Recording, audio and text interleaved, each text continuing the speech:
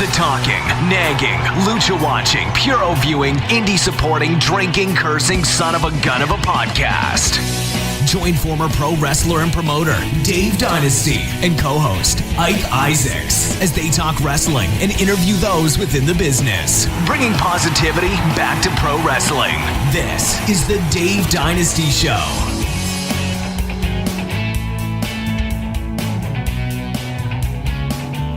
And welcome to the Dave Dynasty Show. This is your host, Dave Dynasty. Thank you for joining us. I feel like I'm back from the dead. I had a rough week, wasn't feeling well, couldn't talk real well, kept thinking, oh, tomorrow I'll be able to record and get the podcast out. Tomorrow I'll be able to do it, and tomorrow I'll be able to do it. And, well, tomorrow never came. And, I bragged in the anniversary show that I was very proud we had not missed a week on getting an episode out. And then here we are, second week into the second year, and I was too sick to get one out. I apologize for that, but we are back on track, and we have a good show for you today. We have an interview with one of the fastest rising young stars in the Midwest, Kid Thunder. That's a great deal. But let's kick things off here real quick, and let's talk about our Midwest Classic Wrestling match of the week. And on this match, this week I watched the match between AJ Styles and CM Punk from 2004 IWA Mid-South. For the IWA Mid-South World title. It was an absolute great match. But would you not expect that with Styles and Punk? I mean, isn't that a given? I don't think I'm telling you anything that you wouldn't already know. Match was almost 30 minutes. It was great. It was back and forth. Both the guys got their stuff in. Classic match from the IWA Mid-South 8th Anniversary Show. Highly suggest you go out and watch it. It is great. It is. You can go to our YouTube channel, and there is the playlist, current show videos, or current episode videos, however I list it. And there's a link there to watch it, courtesy of IWA Mid-South. Highly suggest you do it. It was a great match. That is my Midwest Classic match of the week. Spectacular. Oh, man. So, speaking of IWA Mid-South, if you are active online in the social media and follow the Midwest professional wrestling scene, you know that IWA Mid-South's in trouble. In Rotten is talking about closing the doors come spring, or right after the first of the year, because they're losing money. I mean, to put it bluntly, that's how In put it. But while In seems dead set on this, the doors aren't closed yet, folks. So let's do this. Let's rally together as the Midwest. This is what we're here for, people. This right here, here's our call to arms. Because, quite frankly, IWA Mid-South cannot shut down. There is so much tradition, so much heritage, so many names that have came through, and they are putting on great shows twice a week for you. Now, here's the deal. Nobody's asking for a handout. Nobody's asking for charity. What you need to do is simply this. Go to the shows, right? Go watch the show. You're not going to be disappointed. You're going to get more than your money's worth on these shows. They are amazing. So go to the shows. Go to Smart Mark Video and buy the downloads. Buy the DVDs. When you're at the shows, buy the shirts. Buy some concessions. Do what you can. If everybody just gave a little bit, then it'd be all right, right? They'd be able to cover. And that's all they're looking to do is just cover, right? They're not looking to get rich. They're not looking to anything. They're just looking to cover. So please get out there. I do it. Just go to an IWA Mid-South show. Try to go every week, every other week, twice a week, whatever you can do. Go online. If you're not in the area, go online. Buy the downloads. Buy the DVDs. You will not be disappointed. These shows are amazing. These shows have been amazing for years, almost 2 decades. So do it. Let's support. Let's rally together as the Midwest Express. This is what we do. We support Midwest professional wrestling. And right now, IWA Mid-South needs our support. So let's rally together. Let's get out there to the shows. Let's buy some stuff, and let's support the cause. All right? Are you with me? Of course you are. You will not be disappointed, right? You'll get your money's worth and then some. I guarantee it. Go watch the Punk Styles match. You will see that's what you're getting at IWM South every week, right? Because the guys from the Midwest or all over the country, really, that are the next phase of big guys, they're working IWA Mid-South. When you go to IWA Mid-South and the guys you see working, those are going to be the guys that here in just a few years you're going to be watching on TV. Because if you turn on a WWE program, you're seeing so many guys on that show excelling on that show that were once IWA Mid-South regulars. So you will not be disappointed. You will be seeing the future now. So go support them. Go do it. Which leads us into upcoming Midwest shows. As always, the aforementioned IWA Mid-South every Thursday and Saturday night. Memphis, Indiana. Get down there and watch the shows. You can catch WCWO every Friday night in Indianapolis, Indiana, and Ohio Valley Wrestling. Every Wednesday night in Louisville, Kentucky, and Rockstar Pro Wrestling every Wednesday night in Dayton, Ohio. Get out there, support an independent wrestling show in your area this weekend. There is always one in Indiana. Okay, don't be afraid to make the miles, make the drive, and get out there and support independent wrestling in Indiana, in the Midwest. It's great. You can't beat the atmosphere. Support indie wrestling in the Midwest. We are going to take a break. We're actually going to hear here, from a new sponsor to the show. And this guy, he's been a guest on the show. He is now partnering with the show to present once a month Graham's Gallery. Of course, I'm talking about Midwest wrestling legend, WWA wrestling legend, former owner of Bruiser Bedlam Wrestling, Dr. Jerry Graham Jr., has come on board and furthered his partnership with the show. Not only is he going to do Graham's Gallery once a week, but he's also partnering with us to try to promote. He has an audio book, 4 hours, that of just him talking about stories and guys he's encountered in the business. Great, great stuff. You'll hear the commercial for it. Contact the good doctor and order one of these things. You will not be disappointed. They are amazing. It's absolutely amazing. It is well worth the listen for some great stories about all the guys. And make sure you do check out Dr. Jerry Graham Jr. once a month on Graham's Galleries. Episode 2 will be coming here in the next couple weeks, along with, I've not forgotten, the Rise of the WWE episode with me and Richard Vicek. We are going to get down and record that. Again, my illness has thrown everything off whack. So, but anyway, let's hear from this new sponsor, the good doctor, and then we will come back with that interview with Kid Thunder, so stick around. You've heard him here on the Dave Dynasty Show as a guest and as host of the monthly Graham's Gallery episodes, and now you can hear his stories. You can own a copy of Confessions of a Big-Time Wrestler, the audio book from Dr. Jerry Graham Jr., former multi-tag team champion in WWA and owner of Bruiser Bedlam.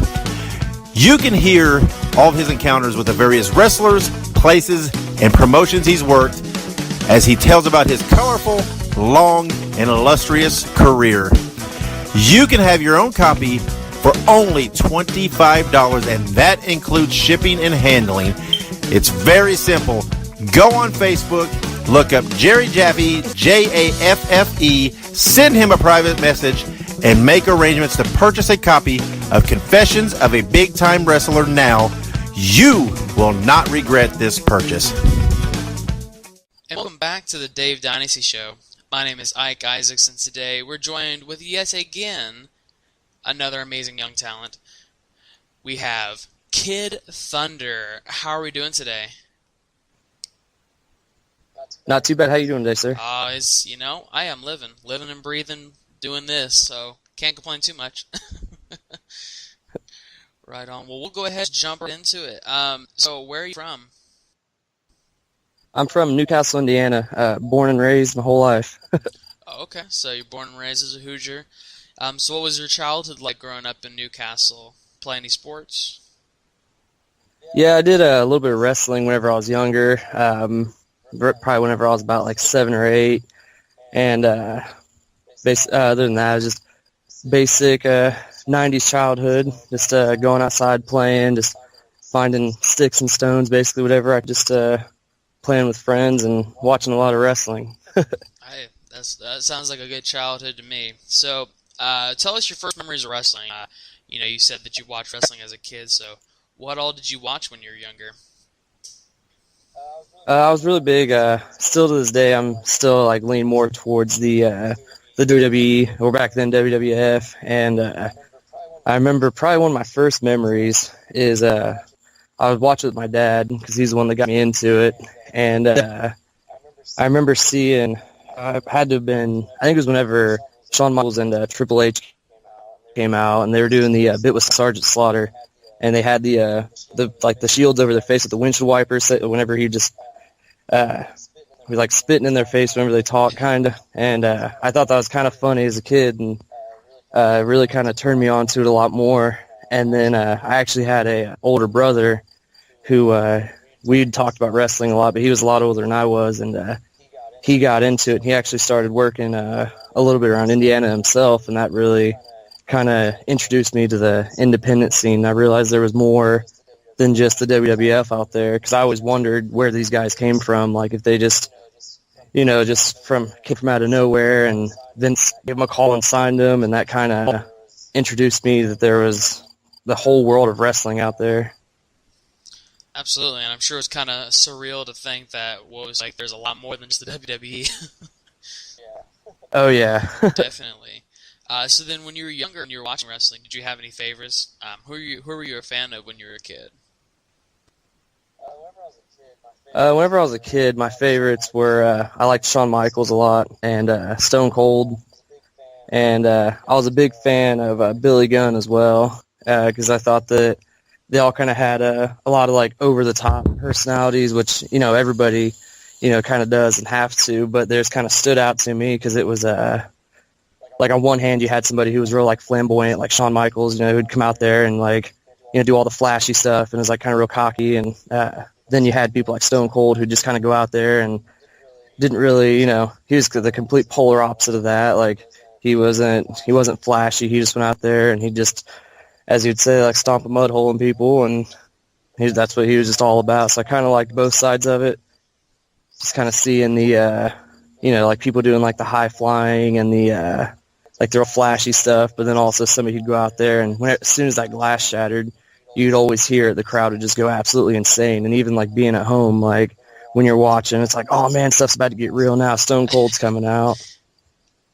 No, absolutely. That's definitely for sure. That's 100% a good an accurate description of Stone Cold Steve Austin. So, like you said, you kind of had a couple of influences growing up. You had some, your father, your older brother, they all kind of, pushed you into like, oh yeah, the wrestling's awesome type deal. But when was the moment that you knew wrestling was what you wanted to do? When was it that wrestling had officially hooked you? I'd say it was the day that I went to watch my brother wrestle for the first time, because I don't know, I guess looking at it from a fan's perspective, like I put it up on this pedestal, and like growing up, as a kid, I was like, man, what can I do to get here? What can I do to get here? And then I saw my brother do it, and he gave me a lot of words of advice, and gave me a lot of pointers and, stuff, just because obviously at the time I was too young to, really start doing anything, and didn't really have the resources. And so whenever I went there and I saw it and just met a couple people, like a couple of the wrestlers, and kind of talked to them and told them, it's actually kind of funny. I met a couple of guys that I've either shared the ring with or like shared a locker room with, and I went up to them as a kid and told them, hey, whenever I get older, this is what I want to do. I want to be a professional wrestler. And some of them, I'm sure they're probably like, hey, they probably hear that 100 times a day, kids saying, this is what I want to do. You're my hero. And then I'm not sure how many of them remember, but it's a kind of cool feeling to know that I was one of the kids that came out from like shaking hands and getting autographs and pictures to eventually being like, hey, I remember, back whenever I was out on the other side, and now I'm back here. And it's just a completely surreal feeling, and just I don't know, just that interaction with them and realizing, I could kind of see the brotherhood and like the bond that wrestling came with, and that just really hooked me. And I just wanted at that moment, I was like, this is what I want. This is what I'm going to do. And I would continue out. And so far, I'd say it's done pretty good. Yeah, so it looks like it's worked out pretty well. You have the drive from a young age. So now I guess, I talk to so many of these old guys, and they always say, if you don't have the want to do it, then you're never going to make it anywhere. But absolutely, you obviously made it somewhere. So definitely, we kind of started back when you're younger, when you were first getting those influences. So then the next step would be getting trained. So what was your training like? Who did you train with? Well, my training, I went to WCWO. I actually started myself, and he was actually on the podcast before, Calvin Tankman. We started training because we worked together, and my brother had worked at WCWO, and that's kind of where I pointed in the direction. I was like, hey, let's go out here and try to talk to the promoter and see if we can get started. So we just went to a Friday night show, and after the show, we talked to Don Basher, and pretty much just told him, hey, this is what we're interested in. We want to start training if it's possible. And 2 days later on a Sunday, we got started, and I was there for probably about 4 or 5. And ended up had some. It's kind of like, I don't know. There was a bit of a fallout that happened, and ended up like I went and finished training over at All Star in Shelbyville, and trained under TJ Kemp and Tom and Troy Van Zant, and that's kind of where I finished out at. And I don't know, I tried not to burn any bridges along the way. Kind of just like, it was just kind of a situation that was just kind of out of everybody's control, and it was just like we figured it was best to kind of keep everything on a good note and go over, finish my training over there, and kind of just went on from there. No, absolutely. And and like you said, things happen sometimes, and nothing you can really do about it. But I mean, I definitely think that you picked a good place to go to, because I know that the Van Zants are pretty awesome. I know TJ Kemp's pretty awesome as well, so I definitely think you went to a good place. Oh, yeah. So then, after your training, I mean, it looks like you kind of had a rocky start just a little bit there, but like you said, you kind of kept everything on a good note, trying to move forward. So after training, what was your first match, and what was that like? My first actual match, it was a 6-man tag. I went to NGW, and I think it was in Lebanon, and I rode down there with TJ and Sean Kemp, and we wrestled against Calvin Tankman, and his partner at the time was Matthew Galloway's. They were the Rebellion, and they teamed with Baron Von Kane. And I actually remember, it was kind of funny, that was my first, my first match, and I didn't really have any kind of gimmick at the time, really. Just like, it was, because it kind of got thrown on last second, and the promoter had asked TJ, kind of like, hey, do you have somebody? And he put my name out there, and it's kind of funny, that's where the name Kid Thunder came from, because he called him and asked him, like, hey, what's this guy's name so I can promote the match? And just off the top of his head, TJ was like, oh, Kid Thunder. And it's kind of where it was born. And I remember being nervous because I went out there, and which obviously before the butterflies and the jitters, and I was doing 2 matches that night, actually, because I did that 6-man, and so I was like, I got to remember this match. I hit the ground running as soon as I started. Absolutely, it definitely sounds like you hitting the ground running is a good description for that. 2 matches in a way. So then, you said that the Kid Thunder gimmick just came to life. There really wasn't any kind of meditation for that. It just kind of happened.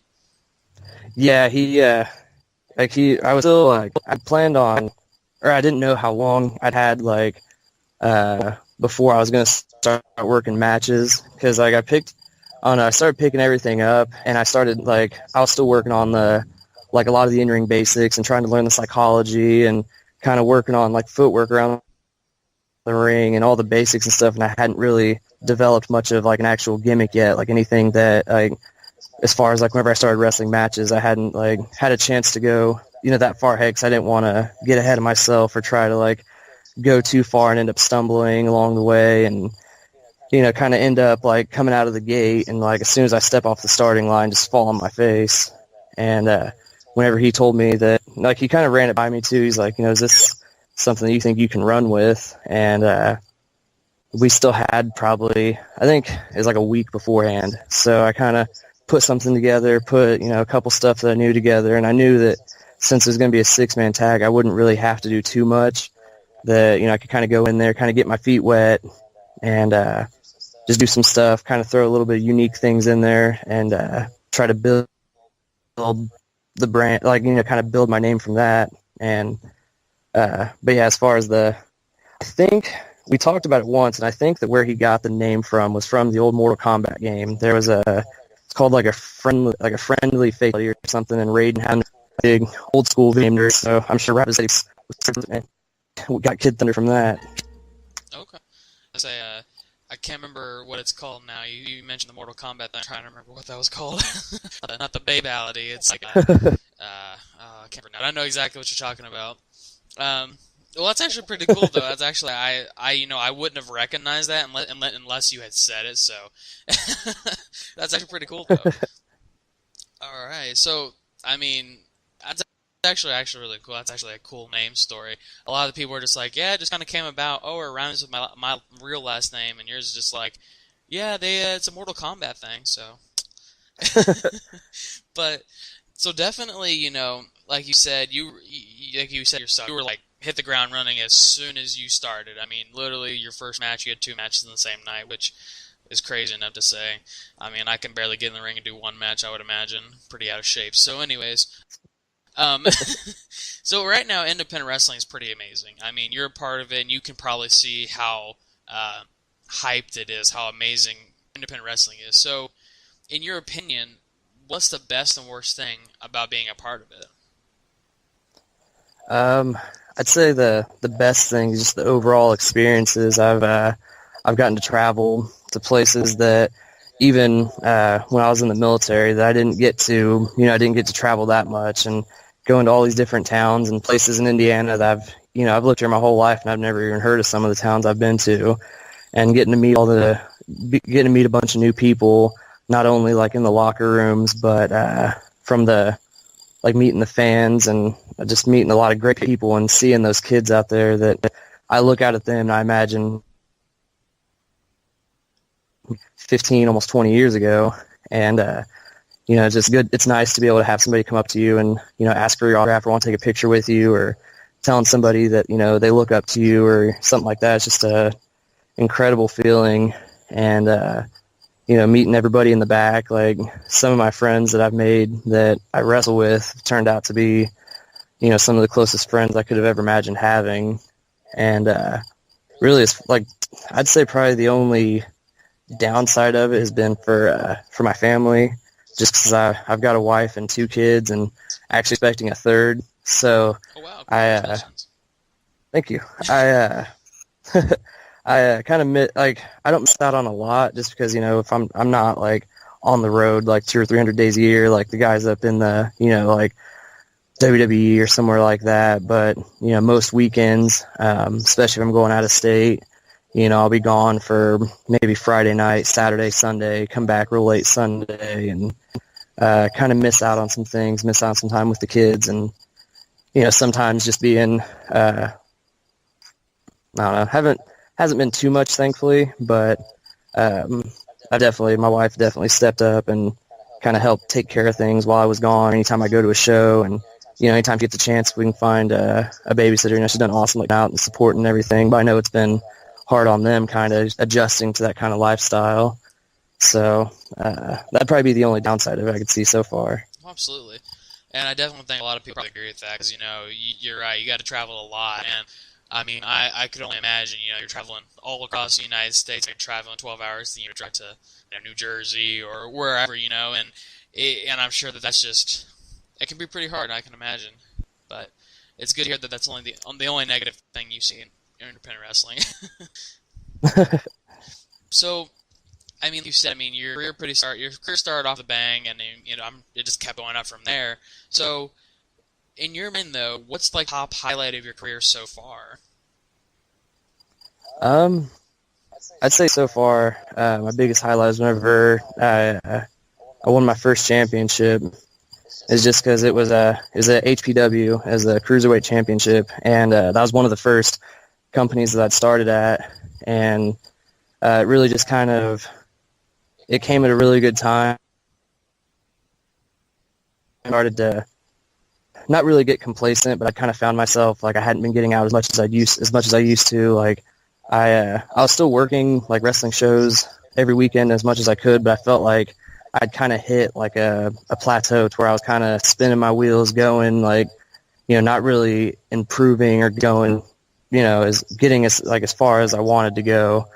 And I knew, it's like it was just a bad mindset to be in. But then I kind of like, I got I won the championship, and it kind of gave me that validation and like renewed my mindset of thinking, it's like I'm doing something right because somebody, there's somebody out there who feels comfortable enough with me that, they'd want to put a championship on me to represent their company. And that was kind of just like a really redefining moment for me, something that kind of revitalized my mindset and it's pretty much just like hitting the refresh button. And it was a really cool experience, especially because I think it was TJ, like second to last match that he was at HPW, so I was glad that he was there to see it happen because he's the one. I mean, I wouldn't even have a career or anything if it wasn't for him. And so being able to, like, as soon as I came to the back, he was the first one. He came up to me and he gave me a hug and told me congratulations and told me I'd earned it and to keep working hard. And that just really kind of hit home with me, and that's by far my favorite moment that I've had, just hearing that I'm doing something right and that I'm on the right path. And because I'm still relatively new to all this. I think I'm in October, it'll been 2 years since I started. So I'm still I don't have it completely figured out yet, but I at least know that I'm on the right path. Well, I don't think any of us have it figured out yet, so don't feel bad. But definitely, I think that's because you hear a lot of people, like you said, they get kind of complacent. They kind of just they stuck in the rut, and they see, okay, this is not panning out to what I thought it would be, and then suddenly you realize, well, this happened, so it can't be that bad, right? Right. No, but definitely I agree. That's a good thing, though. That's a good thing. That's a good highlight. So I definitely say that's top notch, though. But so right now, though, I mean, obviously you're still working out there. You're still getting out there and doing all this amazing stuff. So right now, where all are you working? Right now, I've got two main monthly shows that I'm kind of a mainstay on, and it's HPW down in Columbus and then All Star over in Shelbyville. And it works out pretty good because those are the first 2 weekends of the month, and so I know that those are usually those are going to be filled with those two. And then for the rest of the month, or any time on Fridays or Sundays, and every other Saturday after that, I just kind of try to find somewhere, look around, whether it's on Facebook or just kind of shooting out some messages, seeing if anybody has any seats open or if there's anybody who needs somebody, and I just kind of take it from there. So it's never, I usually try to plan it out at least like, a month in advance. I try to fill each month, the month prior, but sometimes it's last minute stuff. If somebody says, hey, I've got a seat open, I'll look at my calendar, and if I have that date open, I try to jump in, and if I'm able to get in on it, then I'll go there. But so yeah, it's kind of just a lot of freelancing right now, and then just HPW and All-Star, the main two that I'm at right now. Okay, right on. You working anywhere tonight? I was going to. I had a bit of a transportation issue that had happened. I was going to do a weekend over in Illinois, and that kind of fell through. I found out that there were the tie rod and tire on my car was kind of messed up a little bit and probably wouldn't be too safe to drive out there. So unfortunately, I ended up having to cancel that so I can get that taken care of. But that was in the books for this weekend. Well, hey, like I said, stuff happens, but you got to kind of take each bullet as they come at you, right? Right. Well, when you do travel, though, do you usually travel alone? Well, actually, I should say, speaking of transportation, do you usually travel alone, or do you travel with like a group of guys? Usually I try to travel with a couple people. Shows here in Indiana, I'll usually try to see if anybody wants to ride with me. Like I take Calvin Tankman. Actually, we go to a couple shows together, just because we both live here in Newcastle. So we figured it's easier just to jump in a car together and go. And but for out-of-state trips, usually we just jump in a car with some people. It's a group on Facebook, and there's a group chat on Facebook too that I'm a part of. It's a bunch of people. There's like Trip Cassidy, Dale Patricks, Ace Perry, Cole Radrick, guys like that they're always traveling, and they'll always post stuff in there like, hey, if anybody wants to ride in, or I've got a seat open if somebody wants to ride with. And so I ended up usually kind of traveling with those guys. I went to New Jersey with Cole Radrick and Sage Phillips and Calvin Tankman, and then rode down to Alabama with Tripp.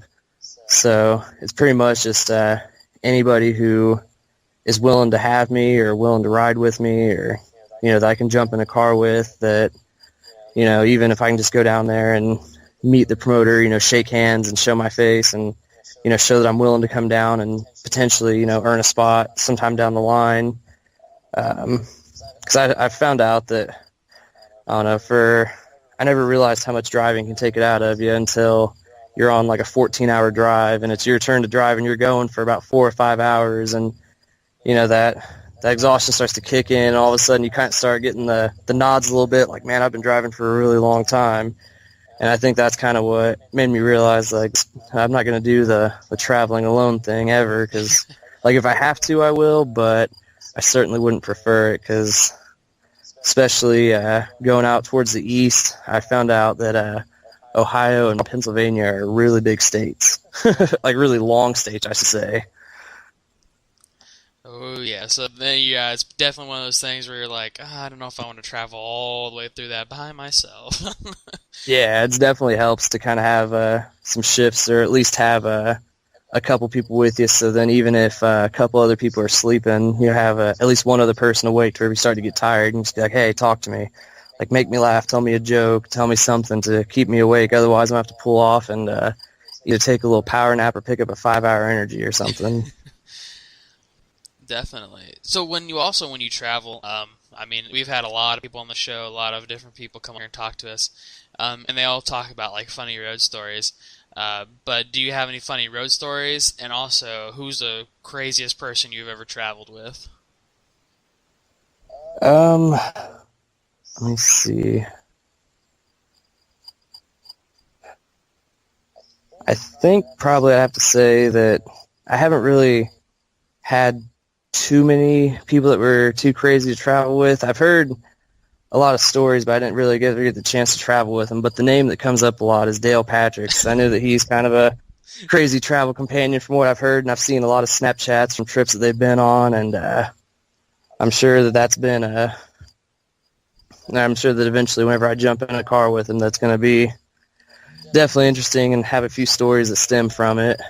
And as far as road stories, there is one that kind of like, it was kind of sort of on the road, but it happened like once we got to a show. But I was riding with TJ and Sean and Calvin, and whenever we got to the show, or like as we were on our way there, he was talking about, hey, I'm gonna go out there, I'm gonna kind of say this or that, and he didn't really give a good idea, but he kind of just like, hey, just so you know, like I'm gonna say a couple things, and we get there, and he goes on, and this is our first time ever traveling with him, and we is actually my 6-man that we did, and before the match, TJ grabs the mic and starts talking about how he'd traveled on the road with us a lot, and I kind of give him this look like, wait, what? And he's talking about, he's talking about Calvin, and he said something that there was, they'd passed by like a dog one time, and I can't even remember the story now. Dang it!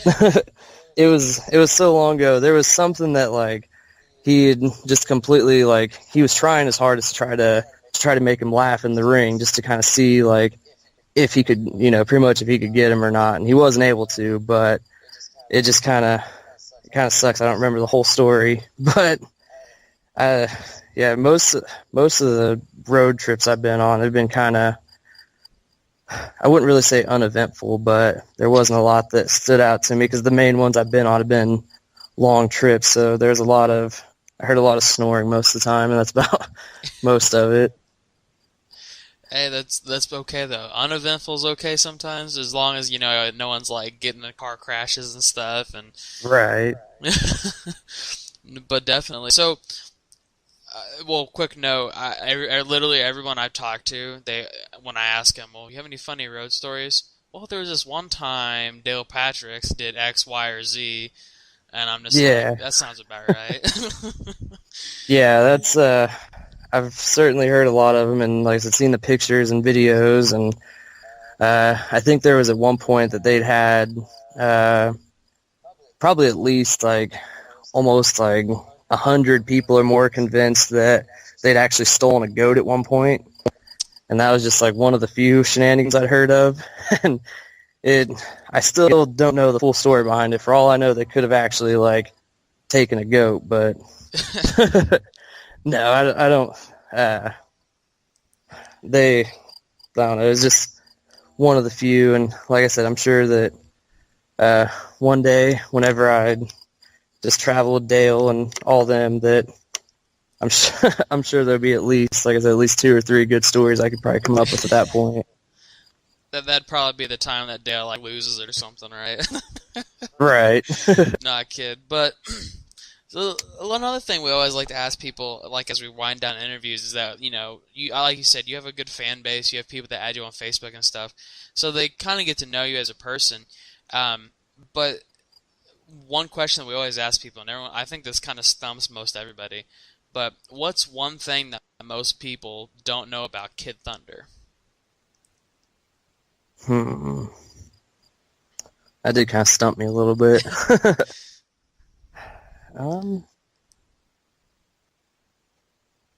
I think actually, like it's gonna sound kind of off, but the one thing I think that people don't know that kind of catches them off guard whenever they find out is how old I am. Because I figure, like with a name like Kid Thunder, you kind of get the idea of like, someone like real young, and like, I really kind of look a lot younger than I am. So like, I get a lot of people who like I go to a show and either I go out there and I'm talking to people and they see that I have a wedding ring on or something like that, and they're like, geez, kid, you got married young. I tell them like, hey, I'm 26, and they're like, it kind of stumps them a little bit, because I usually try to keep pretty transparent. Like, I don't know, I don't put like everything out there, but usually whenever I'm talking to people, I try to keep it pretty forward with them. Like, but yeah, I think that's probably the biggest thing that a lot of people don't like see is the age factor, which makes me feel old to admit my age on here, but hey, it's all right. That's not that old. I mean, you said 26. That's really not that old. We're about the same age, so you're not too old. So definitely, that does take people off guard though, because I mean, nowadays you have all these people like Cole Radrick. I don't remember how old Cole Radrick is. He's like, I think 19 or 20 or something like that. Yeah, I think he just turned either like 19 or 20. I know he's still like young. But yeah, you see people like that, and then when people hear oh, you're 26, there's the gap, but in reality, you're not that old. Right. So don't doubt yourself too much. No, I'm kidding. So also, 2017, we only got a couple months left. It's September. It's actually pretty much October. Next week's October. So what are the goals, or I should say, what are your goals for the remainder of 2017 and then also for 2018? My biggest goals that I'm setting on right now are really just kind of expanding a lot more. Like, I want to try to get out and, show my face, get my name known in, as many places as possible to close out. Because, this has definitely been my first full year of actually, like, being able to wrestle and do my own thing and kind of pick up my own bookings and go, wherever I want to. So I really want to close out 2017 with a bang and kind of roll into 2018, building that same momentum and try to just keep continually expanding. And then pretty much everywhere that I go, just trying to put on the best match possible. And like I said, just kind of expand more and kind of showcase my ability a lot more. And to people who either haven't seen me wrestle or, have only seen me once or twice, and maybe it was back when I was still a lot, more green to put and still learning, and we're kind of on the fence about it, like to kind of see where I've progressed to, and maybe I could, either make a fan or, somebody who wants to boo me from the crowd from it, and just be able to meet new people, travel new places, and, maybe somewhere along the way pick up another championship or two. But that'd just be an added on bonus, just, being able to see a lot more and, wrestle some people that, I haven't had a chance to share the ring with yet, or that, I have once before and it didn't really turn out as good as it did, or as good as it could have. So I kind of want to have a chance to redeem myself with that. And I'd say those are really the biggest goals I have left, because usually what I try to do at the beginning of the year is I'll make, and I kind of build on it as I go, but try to make a list of goals for the year that I want to try to accomplish by the time it's over. And so far, those are the only ones that I have left. And I figure time's run now. I got a couple months left, so I'm trying to get on it and close it out as big as possible, so that whenever I come into 2018, it's just going to be, I guess, as hectic as possible, because usually whenever it gets hectic, that's whenever I start having the most fun, because that means that I'm going out places and traveling and all that good stuff. No, absolutely. And definitely, yeah, I mean, I think you're in the right business for the whole traveling thing. So. Definitely. But as well, like you said, I mean, you just want to get out there, meet new people, wrestle new people, get some people to boo you and cheer you. But as well, I know a lot of people have like a list of some sort, but do you have any guys that you want to work with for the rest of this year or coming into next year? Yeah, there's a couple people. Like, if I've had a chance to be in the ring with them, it's been in like multi-person matches, or somewhere where it wasn't just like a one-on-one. Get to share the ring with them. And there's a lot of guys that I really want to get in there and try to either prove myself to them or kind of prove that I can hang with them. And one of the first names that comes to mind is Ace Perry, just because I remember watching him like on the first night that I went before I started training, and I've just seen him improve just continually, and see where he's gotten now. And he's probably one of the top ones I want to get in there and kind of go one-on-one with, and kind of show that earn his respect, and show that I can hang in there with guys like that. And Trip Cassie would probably be another one of them, just because just watching him wrestle, he's so unique and completely different than anybody I've ever seen in the ring before. And so I'd kind of want to get in there and kind of see, how our styles would clash on that, and, what kind of a match we could put on. Thankfully, there's a lot of guys that whenever I came in that I wanted to have a chance to wrestle, that, thankfully I've gotten the opportunity to. Like, I've been in there, Jonathan Wolf, Sean Kemp, TJ. I got to wrestle TVZ once, or I think it was twice. But, so a lot of those guys that I looked up to, or that helped kind of, bring me into the business and help me out with different stuff, being able to share the ring with them, I learned something. But then I want to try to start stepping up to the next level and try to expand and try to show that, I can hang with the best of them. No, absolutely. I think that's a good mindset to have, because the bigger and broader you go, it just shows your range. I definitely think that. So as well, as we kind of see how things are progressing, where you're working and such. Thunder, Kid Thunder, and then on my Twitter and my Facebook, they're both under It's Kid Thunder, because somebody had already taken the name just Kid Thunder. So guessing some Mortal Kombat fan out there wanted to steal my gimmick, but yeah. So those are the main two.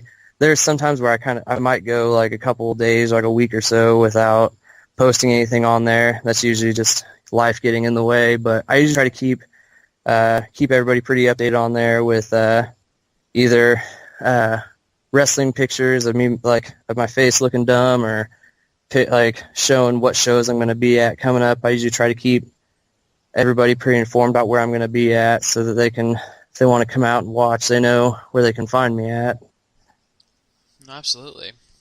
Well, I think that's about it for us, but I do want to thank you for coming on here. I mean, it's an honor. I have seen you wrestle, and I got to say, I'm a fan. So I definitely have enjoyed our conversation. I mean, got to learn a couple new things about you. Got to hear some stuff about your early career and stuff. So it's been an honor and pleasure having you on here, kid. Thank you. Likewise. I wanted to be on here for a while, so I'm glad that we finally got to sit down and do this. Come crack open a cold one and let Old Manser tell you a story. King of Big Dog Style, Laird's and Light Beer, the king of the trailer court, your favorite wrestler of mine, me. This is Warner's Wisdom with Mance Warner. All right, people, here we go. Red light on. Old Master back on here for another edition of Warner Wisdom. Let me get this done real quick and say my little intro here. It's Old Master, the king of Big Dog Style, Laird's and Light Beer, master of the... I'm tapping my forehead right there in case y'all don't see that. Master of the pop-up headbutt, king of the trailer court, Laird's and Light Beer, Southern Psycho, Mr. No Knee Pads Needed, knee pad up, knee pad down, wackadoo, big doggy. Y'all know how it all goes on here. Old Master with another edition of Warner Wisdom on here. I'm going to keep this short and sweet, get to the point on here. I don't want to ramble too long like I always do. Well, not always, but sometimes. You know how Old Master is. I go on them tangents out there. Now, this is the Dave Dynasty Show. This is the best part of the Dave Dynasty Show. Old Master, Warner Wisdom. Like I said, I'm going to keep it short. This past week of pro wrestling has been amazing. Old Master stepped in the ring with the last of a dying breed, Eddie Kingston. We had the match of the night. We tore it up. We beat the bejesus out of each other. Old Master got threw off the apron, through a whole bunch of chairs, got back in the ring, went toe-to-toe. It was amazing. You can buy that DVD when it come out. I'll let y'all know on the social media, on the Instagram, on the Twitter, on the Facebook, everything in between. Oh, I forgot to say that last week. You can listen to the Dave Dynasty Show on, I believe it's on the iTunes, it's on the links on Twitter, it's on SoundCloud, it's on the Instagram, it's on the Facebook. Y'all know where it is at this point. I shouldn't have to say it over and over and over. Moving on throughout the rest of the week on to Saturday, IWA Mid-South, Trey Lamar made his debut. Trey Lamar is a young fella, a student from AIW out in Cleveland, Ohio. Came down to IWA. Him and Old Master stepped in the ring for over 20 minutes. We went to, I'm not going to say war because everybody says we went to war. Old Master and Trey Lamar went down there, tore the house down. I believe Trey going to be coming back to IWA now. Anywho, when that match come out, watch that one too. It's amazing. Y'all love it. It's Manser approved. You know, whenever Old Master puts the old hashtag Manser approved, it's going to be pretty good. Now,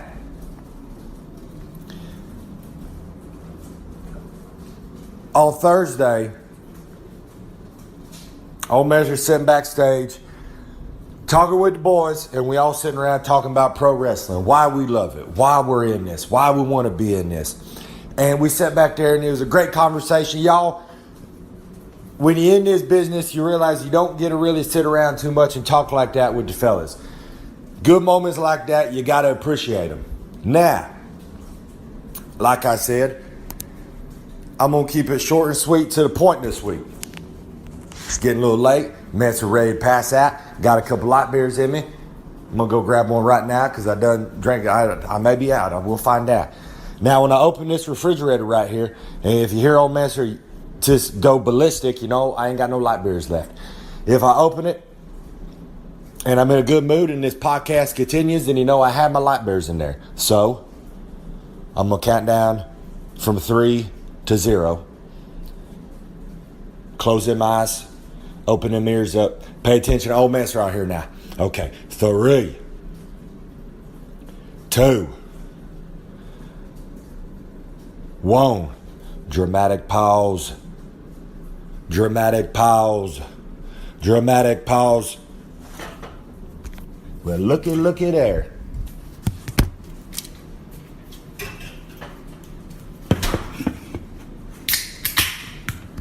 Y'all hear that? Mike picked that up.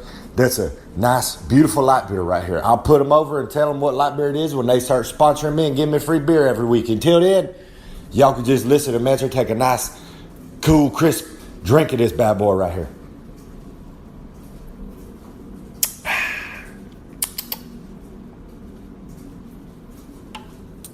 Oh, amazing. Now, as old Master was saying, sitting backstage, talking with the boys, going over, just life in general. Just talking about pro wrestling, why we're in it, why we love it.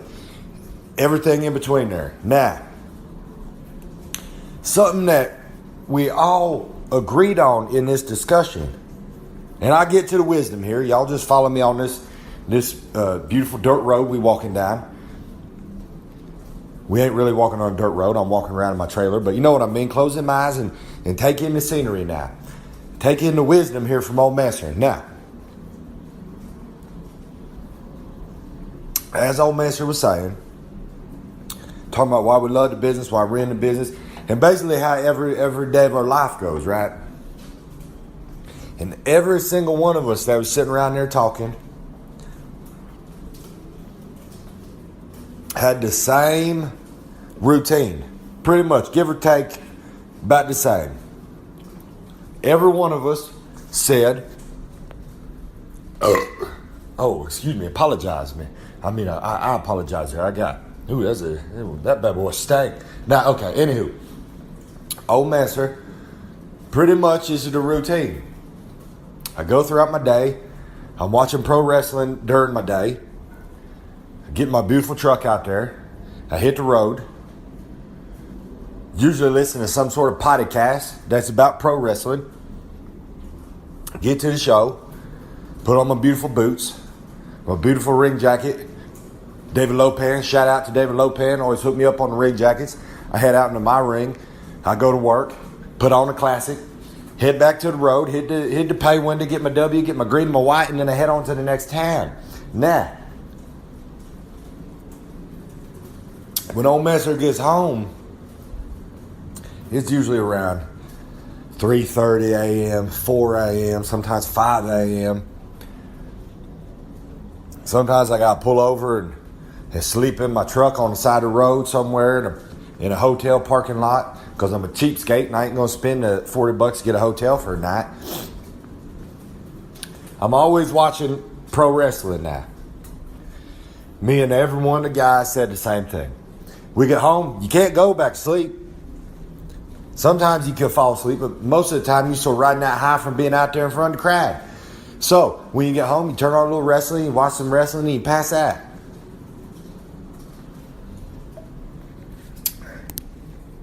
The wisdom here is very simple, people.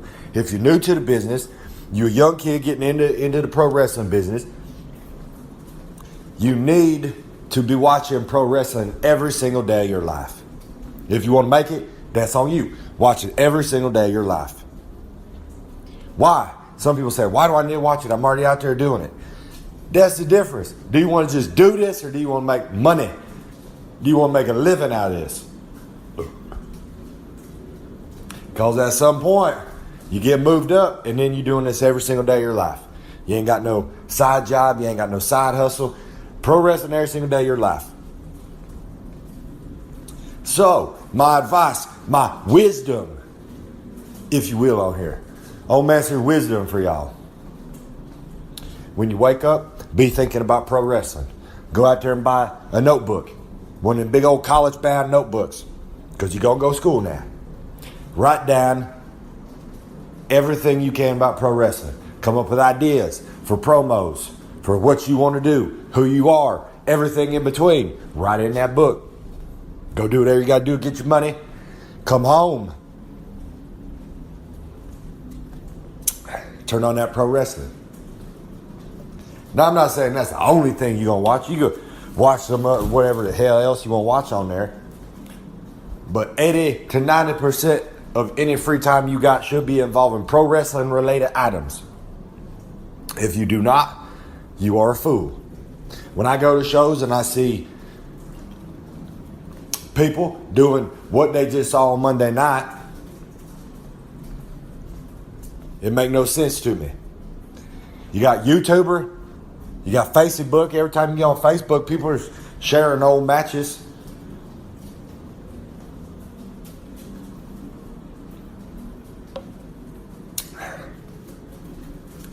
You got so many different networks you could be watching. You can literally watch pro wrestling all day long. So, once again, let me wrap this up. Old Mance out here dropping knowledge. You shut that mouth, open the mirrors, and you learn something on here. All you need to do is put all your time into pro wrestling, baby. So, if you don't know something, you ain't heard of something, you ain't learned nothing, that's on you. You need to be watching pro wrestling. You need to be studying it. You need to be paying attention. It's like you going to school every day. If you can't do that, then maybe this ain't for you. This has been another edition of Old Warner's Wisdom. Old Mance around here dropping knowledge. Y'all need to pay attention, listen, get out there and learn. Do what you got to do. Hit them times. Get that pay window. Hit the W. Until then, Old Mance will get off here, drink this light beer, and now I'm going to pass out a little bit. But first, I'm going to watch me some WCW. Maybe it's going to be Vader and Ron Simmons. Maybe it's going to be the Midnight Express taking on any tag team. Midnight Express against anybody going to be amazing. So, I suggest y'all do the same. Turn on some wrestling on the network there, on any of them networks. There's a network for everything now. Get out there and enjoy it. Learn something, people. Oh, I forgot. The one thing I need to tell you, the most important. Head on over to ProWrestlingTees.com. Put in Mance Warner. Buy yourself a beautiful t-shirt. Says Larry, it's a light beer on the front. Old Mance right there. You can get him in a tank top. While you still can. It's starting to get cold already. Old Mance got his exclusive t-shirts at live events. I got my beautiful 8x10s. I always mix those up. I always got new ones on me. Come out and see Old Mance at a wrestling show. This coming week, let me run through the schedule while I'm in here. On Thursday, IWA Mid-South down in Memphis, Indiana at the IWA Arena.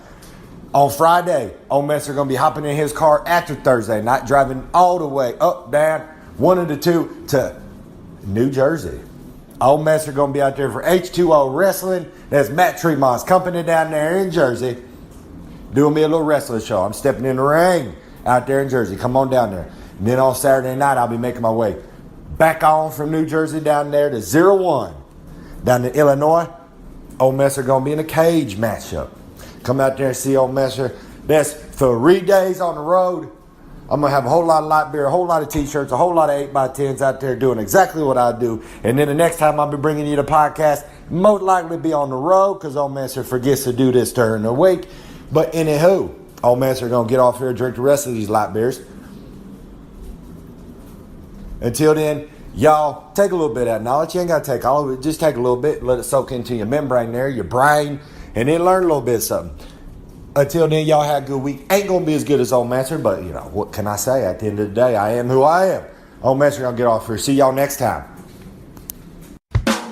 Hey, Dave Dynasty here for the Tommy Wildfire Rich School of Wrestling in Myrtle Beach, South Carolina. You know, I've spent years in the wrestling business from wrestler to promoter and now as host of the Dave Dynasty Show. And I know that solid training from an experienced instructor is mandatory, and that is what you'll get at the Tommy Wildfire Rich School of Wrestling. Not only instruction from former NWA World Heavyweight Champion Tommy Wildfire Rich, but many other big-name wrestlers, managers, and referees that will come in as guests. The Tommy Rich School of Wrestling will provide in-ring training and personal character training with all practices recorded on high-definition cameras. They have over 2 tons of weightlifting equipment, tanning beds. It's all in an indoor sports facility that will host monthly wrestling events that will bring in big names to ensure that you, as a beginning student, can get seen. This school has it all. For anyone interested in proper training, contact the Tommy Wildfire Rich School of Wrestling at 843-691-9205, and you will immediately be on your way to a profession in the wrestling business. Once again, call the Tommy Wildfire Rich School of Wrestling in Myrtle Beach, South Carolina at 843-691-9205. And welcome back to the Dave Dynasty Show. I am your host, Dave Dynasty. Special thanks to Kid Thunder for being on and telling us his story so far. One of the futures of Midwest professional wrestling. Get out there and see him. He's a regular all over the state, all over the area. So go catch a show. Good chance you'll see Kid Thunder out there if you're out making the scene. Good stuff. Special thanks to Mance Warner for his Wisdom Weekly, as always. You can check Mance out also out there all over the country, but especially every week on IWA Mid-South. Did I mention you need to go to IWA Mid-South? Yeah. But you can check out old Mance there. One half of the tag champs there with Zodiac. Good stuff. Good stuff. Before we close and get out of here, let's do another new thing we're going to do here.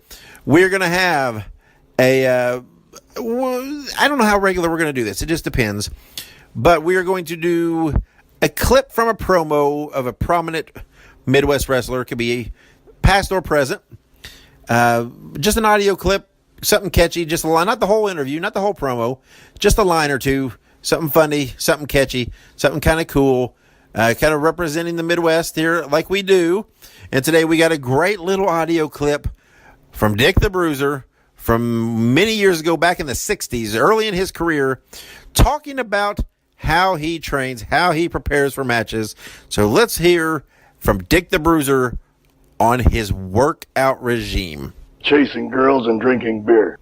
Classic audio clip from Dick the Bruiser there, where, like I said, every week we'll throw in a clip from somebody, past or present. So just watch for that. Another little segment we like to do here to support the Midwest wrestling scene.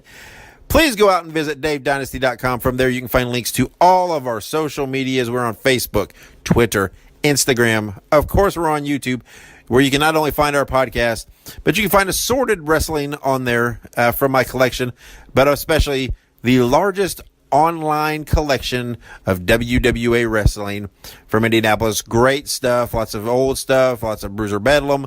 Go check those out. Those are fun watches. Make sure you visit Pro Wrestling Tees. There's a link there at the website. Buy a shirt, support us. That's how we keep the show free. That's how we keep our equipment functioning and upgraded. Just had to buy a new mixer for the show. Just literally came in today. Haven't even got to break it out and use it yet, but I'm going to. It's going to be great. I'm very excited. It's like a new toy. And watch your also, if you'd like to make some donations to the show, we would greatly appreciate it. You can PayPal me at the Dave Dynasty. Very easy to do. So anything's very welcome and appreciated. Or you can click on the link on our website and make monthly contributions on Patreon. There will be exclusive audio clips and special thank yous and gifts for people who are monthly donors. So click that link and do that.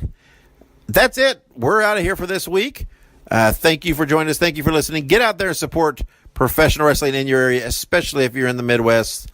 We have a great interview next week with the legendary Brian Blair. And yes, folks, there is a tie with Brian Blair to the Midwest. You'll hear it next week. There's a reason he's on the show. Until then, be good, be safe, and keep on growing. See ya!